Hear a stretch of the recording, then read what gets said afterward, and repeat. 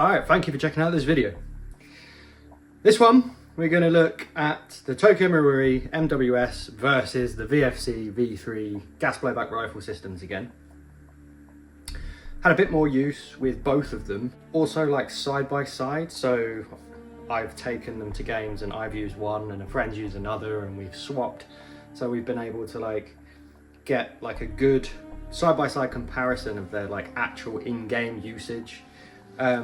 What some of their characteristics actually like translate to, meaning and affecting when you're actually playing a game. So laid out here are the ones I've taken to the past 2 games.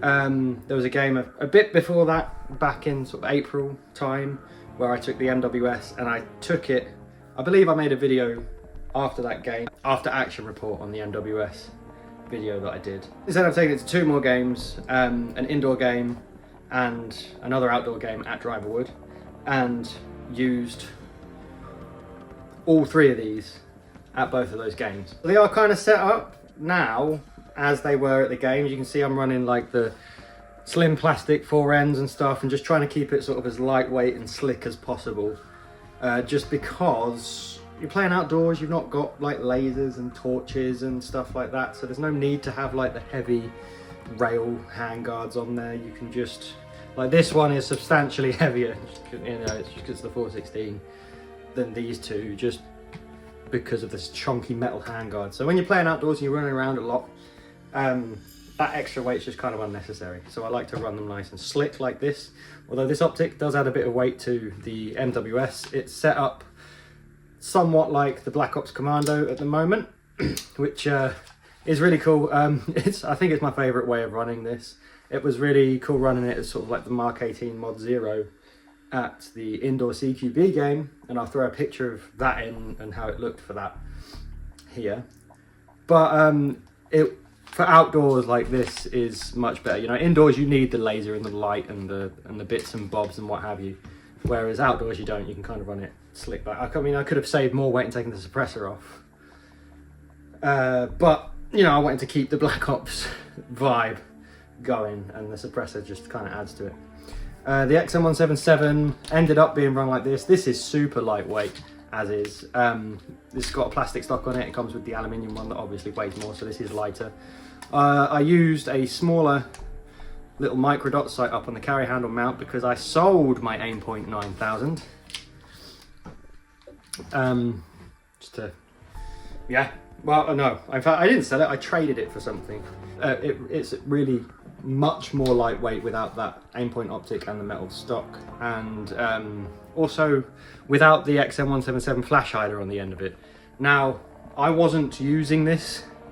That big chunky steel flash hider on the XM177 goes onto the whatever metal this is, probably, you know, a zinc aluminium alloy. It's a lot softer than the steel, and I dread a friend breaking it.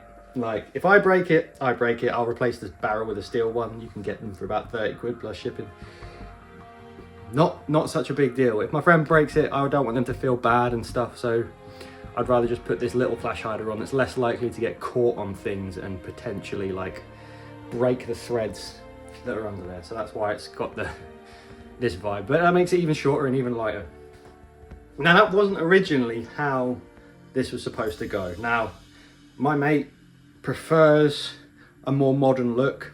I wanted him to use the VFC platform because he's just bought and is waiting for one of those to be shipped over from Octagon Airsoft. So I wanted him to use the VFC platform, mostly so that he could not have to worry about needing to gas up the mags when he needs to reload them, and he didn't. He never ran out of gas in any of the mags. Whereas the Marui ones, you know, that's a problem I've spoken about a lot before and will probably speak about again in this video. I didn't want him to have to worry about any of that, so I wanted him to use a platform that he's got on the way so that he can get used to it and use the good magazines. But he does prefer a more modern looking gun. That being said as well, he's not a huge fan, I don't think, of the PDW stock, just from, you know, conversations about what kind of gun he was looking for himself. So originally I had swapped the uppers over And I'll quickly do that now, just to show you what it looked like, because it was pretty cool. Obviously, this upper on this lower just kind of looks like a 416, but the other way around is really cool. So just pop these pins out. These XM177 pins are really stiff. I might need some assistance from Mr. Screwdriver. But you just pop these out.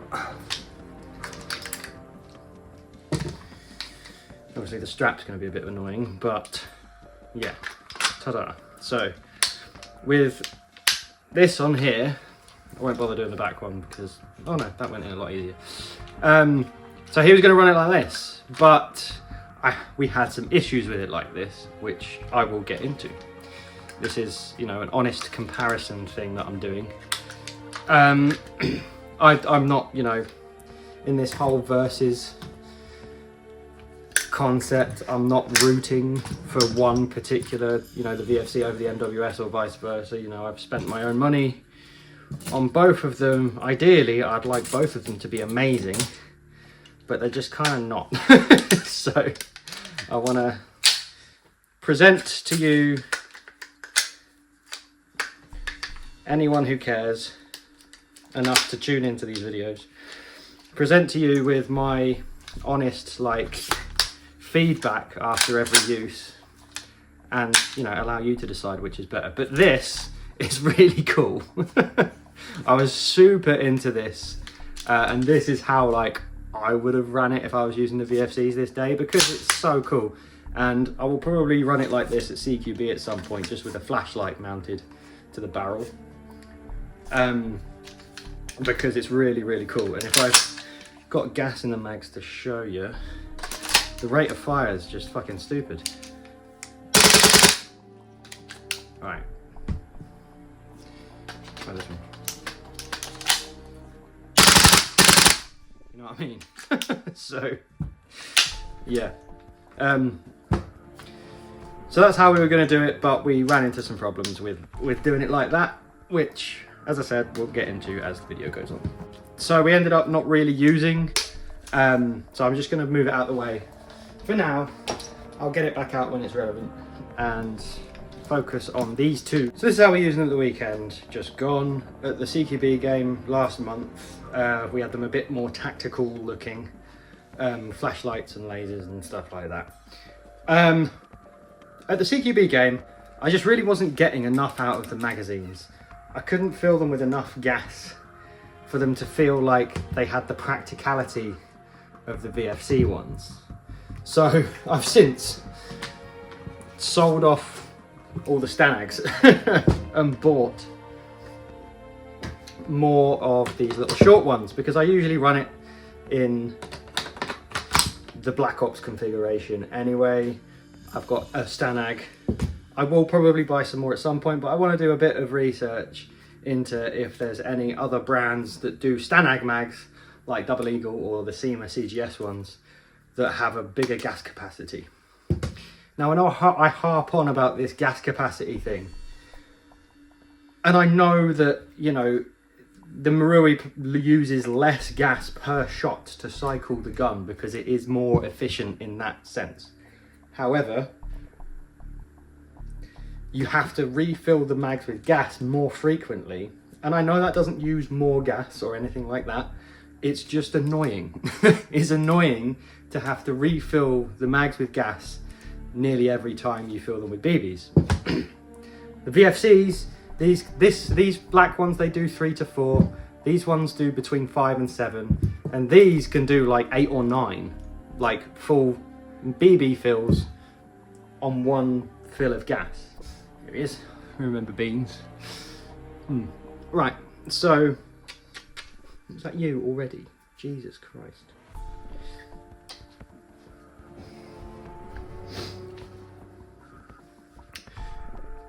So yeah, I sold the Stanags, and then for the outdoor game I was using, I've got 6 of these little short mags, which overall was better. Now on Saturday at Driverwood, it was predicted to thunderstorm We didn't actually end up seeing any rain until the evening, like 6, like on the way home, so like well after we had finished playing. But the start of the day was a bit dreary, it was a bit cold, and so both guns had issues. At the chrono they seemed fine, although the shots did seem kind of weak. But then as we got into the gameplay, all the MWS mags just, it's like they had leaked. I don't know, I obviously made sure they had all been filled with gas prior to going into the game, but they all ran out of gas very quickly. Most of them before actually finishing a full mag of BBs. So that was very frustrating. The VFC had 2 of these short mags, gas out. So by that I mean the bolt gets stuck after you fire it and all of the gas just bursts out of the ejection port, freezing up everything. This was my buddy using it when this happened. I heard it happen. He was like ducked down in a trench, like a bit behind me. I told him to change the mag, he changed the mag. I had 6 of these short ones for him as well, but because of the VFC ones, the fill valves are on the back, you're able to like tape them together and jungle mag them. So he had them like that, he pulled them out, put the other one in, and it did the exact same thing because everything had sort of already frozen up from the first one. Pretty sure that's to do with like cold moisture getting in the seal, coupled with the gas, the mag maybe being overfilled with gas, and maybe overfilled with BBs, and that's what made the bolt jam. So there's lots of factors that make that happen. I'm not excusing it, it's annoying that happened. They were like brand new mags that hadn't been used, and I thought maybe that would be a factor. Maybe they needed a bit of a break-in or something before using them like to their full effect. Needless to say though, that it never happened again. That was the one time that happened. That was the one issue the VFC had really, apart from at chrono, which I will get into in a moment, which is why we ended up swapping it back for the classic look and not using the 416.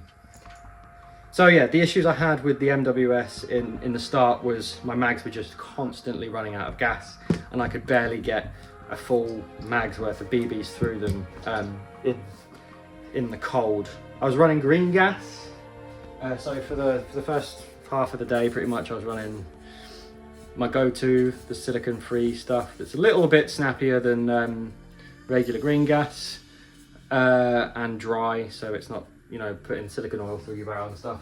But then I kind of ran out, so had to buy some New Prol 2.0. They had this or the black one. Went for this. That was all they had. So yeah, I was running green gas in it, and you know, that first game when it was still cold and still quite wet, it just wasn't really happening for it. The gas couldn't stay pressurized, and it wasn't that cold, but it wasn't great. The shots felt weak and chuggy, whereas, you know, I could hear this going off, I could hear the VFC just going off, and other than that mag problem, and then after, you know, with everything being a bit frozen up, and it having a bit of a lasting effect from that problem, other than that, up until then, it was absolutely fine. So yeah, that was my sort of side-by-side comparison from that morning game. Going back to the CQB game, my mate, same guy, he was using the MWS and I was using the VFC, and I was actually using the 416, and he kept complaining that the mags had run out of gas. He'd be like, they're loaded but they're not firing, and I'd be like, yeah, I think they're just out of gas. But another issue that arose then was that the trigger wouldn't reset. So in typical fashion, it's probably not gonna do this now that I need it to, but however, the other problem that I've had with it just happened, and that was that the bolt didn't lock back open on empty. It did that time, but that's another issue. But yeah, so this trigger reset issue, there you go, didn't reset. If you hold the trigger back, it doesn't reset until you like flick the selector switch, and it's happened again. So at a CQB game where you can only use semi, that is not okay. So yeah, that was annoying, and that's another problem I persistently had at the outdoor game at Driverwood at the weekend just gone. Now, there's no gas in that mag, that's annoying. What's up, buddy?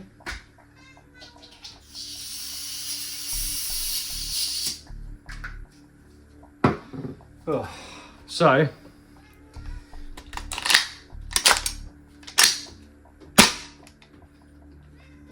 didn't lock back, trigger didn't reset. I've just switched it to auto and the trigger's reset. You know, I wasn't holding down the bolt release there. That just fired and didn't hold open. So when using green gas, and this mag has been green gas modded. I don't know, maybe the over pressure from the green gas, that, you know, because it's not designed for green gas, maybe that's overpowering the Z plate and it's not catching, but it is quite annoying that I'm having these problems with it. And I can't seem to find anyone else having the lockback or the trigger reset problem, and I don't really know what to do about it. I did have that issue early on. I've obviously used the VFCs a lot longer than the MWS, and I have had that same issue with the trigger not resetting in the VFC, but all I had to do to remedy that was pop out the pins, pull out the trigger unit and the hammer and the auto sear, and just like degrease it, degunk it, clean it, re-grease it and put it back in, and I've not had that problem since. So, I'm not quite confident enough to work on a TM trigger box just yet. I've not had time to like open this up and take it apart and put it back together and really figure out how it works. So I don't have the confidence to do that yet. And I don't want to pay someone to do it. I do want to figure out how to do it, and I do want to fix it. But yeah, it's just one of them really. It seems to be a persistent problem. Obviously in the woodland, I just used full auto. That wasn't a problem, and it was really fun. This thing on full auto is absolutely silly. It is untouchably good. The rate of fire is phenomenally fast. It's very satisfying, very snappy, very punchy when it's nice and warm and everything's working as it should. And as it got into the afternoon at Driverwood, this did really shine. I kept using it throughout the day. I did switch to my MP5, but as an addition, I had this and I just had my MP5 on my back, my VFC gas MP5. So that when I ran out of ammo, I didn't need to reload everything straight away. I could just switch to the MP5. And that was a really good like remedy for the problem, and a really fun remedy for the problem. You know, a way around it where I wasn't getting pissed off that this was running out of gas really quickly, or ammo because I'm using 20 round mags. I could just switch to the MP5 and sort it out. But yeah, so this did really shine in the afternoon. I was able to full auto people, and I was just full auto in most of the time, just, you know, like little 3 or 4 round bursts on full auto at people to make sure they're hit. And obviously being a Marui, the range and accuracy of this is great. You are able to pick people off at very far distances. At the start of the day we were using 2 8s because that's like what I had left over, and stupidly I didn't like readjust the hop later on when we switched to 3 2s, which looking back I should have done. I should have done with both of them really, but yeah, so it's annoying. Like if it was anything else, if it didn't, when it's good, it really performs really well. If it was anything else, I'd have fucked it off ages ago. I'd have sold it. I'd have been like, I've got it, I've used it at 3 games, the trigger doesn't reset properly, the bolt doesn't hold back like on open properly, and the mags don't hold enough gas, and they don't work when it's like the slightest bit cold. Fuck that, I'm getting something else. But I can't, because when it does work, it works so well. and it's really annoying because part of me wants to just sell it and build a VFC, you know, use my mags, sell all the mags, use a VFC, but I just can't bring myself to do it. I just, it's different. It is very different to the VFC. It's when it, and the full auto is really the example of when you just can't put it down. Like, nothing else really competes with that. The VFC full auto, don't get me wrong, is good when the mags are like gassed up. You know, that is cool. Try this one. That's really cool, but it's not quite as quick and snappy as that. So I don't know which one I prefer. Now, moving back to the VFCs and the issues I said I had at Chrono. It wasn't so much the Chrono, they both chronoed like fine, good power. They both got M passes, so I've, you know, adjusted the power to be suitable in the first place. The problem I had was the hop. Now the hop on this is a TNT hop unit and it's like an old gen one, because the VFC 416C barrel isn't cut for the new profile of their newer guide hop series. It's like a Gen 1 thing. It's a Gen 1 VFC barrel, and that has the hop adjuster inside the chamber, kind of like the old GHKs and WEs, but instead of up the top, it's down the bottom, which is equally just as much of a bitch to adjust. It's also got a very soft, I think, hop rubber in there, which just,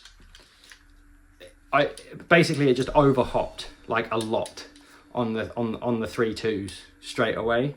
I thought the hop would be quite harsh on it, so I did load up this with the 3.2s I had straight away, and yeah, it just over hopped. So this upper on this lower was just over hopping a silly amount, which obviously when I was using it indoors, it didn't matter so much, because the overhop doesn't kick in until, you know, beyond about 30 meters. So 30 meters away, it's laser beaming. Any more than that and the BBs just hit the stars, and it's not so practical. So it also didn't seem very consistent. Some BBs tended to overhop and some weren't quite. So there's still something going on here that I need to sort out.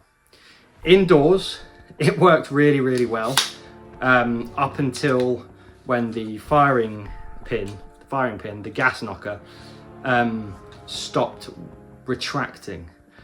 I'll get a picture of one up so you can see what I mean, but after taking it apart and putting it back together, I realized that if these two screws are over tightened, the two screws that hold the gas valve knocker inside its little self-contained piece, if those two screws are too tight, it just gets stuck, basically. And they were, so it got stuck. So I took it apart, and when I put it back together, I noticed that if I tightened the screws fully, they would stop the knocker from moving freely as it needed. So I loosened them up and put it back in, and the little groove that the whole piece sits inside actually holds it all together anyway, so backing out those screws isn't an issue. It's all held in place by the lower receiver cavity, so that was all fine. So now I don't have that issue at all. It fired lots, it worked really well. It was just over hopping, so we swapped it all back out to this. Now this was under hopping, but obviously, like, the hop up on these is quite easy to do as long as you've got a mate to hold the delta ring down so that you can take off the lower handguard, and then it's just a wheel that you turn, and it's really easy. Same with the Tokyo Marui, the hop is super easy to adjust. I always forget which way it is, but you open the bolt and then there's the little wheel there. It's nice and clicky on both of them, really. It's nice and clicky. I now have no idea where that hop's set to, but I'm probably just gonna like max it out anyway, right? Because I'm using 3.2s. But but yeah, so So the hop is really easy to adjust on these. So these we were able to set up for the day. Should have reset them when we switched out to 3.2s to really push it out a little bit more. But I just forgot. I was having too much fun, to be honest with you. It was really a very good day. If you ever get the chance to go to Driver Wood, I definitely recommend it. You might have seen this on there. They do require you put a barrel sock on your muzzle in the safe zone, which is fair enough. Safety first. So I guess just to sum it up, both are really good. The VFCs had issues in the past. I've mentioned them in previous videos. I've had issues with the trigger not resetting. I've had issues with the bolt carrier groups being made of like cheese, or the screws in them being made of cheese, and so replacing springs and valves and installing end passes can be a pain in the butt. You do kind of have to break the bolt carriers to get past the screws, and then bodge them back together if you want to install anything. So it's easier to just buy complete bolt carriers with end passes in them. You know, I've had issues with like the receiver cracking, because again it's like made of cheese and it's not finished very well. But over time they seem to just sort of get better and better. As I've mentioned, I was using my MP5 a little bit as well, and that would surprise me at chrono. I hadn't touched the hop in like months, probably 6 months. Whacked some 2.8s in it, and it slung them like laser straight, further than anything else that was chronoing at the time or using the range at the time. And you know, I guess again, as a VFC, they just seem to get better in my experience as the time goes on. And this is specific to the VFC V3 platform. I find the gas capacity in the mags really does help. And again, I know that I'm not necessarily using more gas from all the refills and stuff with the Marui. It's just a lot more convenient to fill these up once, play all the morning games and not have to fill them up, and then fill them up at lunchtime, but you just kind of top them up because you haven't filled them up all day, and not have to worry about it. Whereas with these, every time I reload, I'm like, shit, my mag might run out of gas. And it's just like, you know, it's just an uncomfortable feeling that means you need a backup, you need your pistol, or you need an MP5. That being said, it is still a tremendous platform. I love the Cerakote finish. I really wish that these were Cerakoted. I like how the Cerakote kind of wears, with like rubbing up against your gear and the little marks that do start to appear on it. It just gives it a more authentic look. I can't get over the full auto on it. It's so satisfying, and as I said, when it runs, it's so good. Someone needs to make an MWS magazine that is mechanism, BB follower, and just huge gas chamber. Not like a Hitler gas chamber, like a gas tank. You know, some company needs to redesign the MWS magazine to hold a shitload of gas, so that you don't need to refill them, you don't need to do a green gas mod on them that ends up breaking the internal parts of the gun, as it seems to with mine, with the trigger mechanism and the bolt catch. If that could be a thing, this would be so on top. But unfortunately it's not. I'm not making these videos to shit on the MWS platform. The MWS platform has a shitload of hype. Like, it really does. It's got a lot of people, a lot of YouTube channels, a lot of AIRSOFT influencers, you know, like fully behind it and backing it and like pushing it, and it's got a whole load of like aftermarket support and companies making this and that, and like people really putting time into the MWS platform. It doesn't need me adding to that. At the same time, I'm not here to like shit on that for you know, channel views and and whatnot for, you know, negative hype, whatever you want to call it. Like, I'm just trying to show like my honest. I wish I could get like gameplay videos. There's not really an excuse why I don't. I just prefer to focus on playing while I'm there. But I mean, I don't really have the equipment to do that. I should invest in the equipment to do that, and maybe one day I will. But it's just, editing gameplay videos is very long. I prefer to just kind of like report back. So I know you are kind of taking it based on literally just what I'm saying, but if that is some sort of a, you know, factor, if you can see the honesty in my experience with it, then, you know, hopefully that weighs something, because I have had these problems with it. I can't see anyone else that has. I don't know if maybe they have, but they don't show it, or they, you know, whatever. But I've had some real problems with it that if it was any other platform, I'd have sold it ages ago. I had these exact same problems with my WEs, that and the mags just leaked. The short ones were all right, but the long ones just all leaked very, very easily. And I got rid of all my WEs because it wasn't worth the hassle. But as I said, this is, when it's good, it's really, really, really good, and that's why I haven't sold it off yet. There's no need to add a load of over positivity to the already very positive MWS sort of base, if you want to call it that already exists out there on YouTube and within the Airsoft community.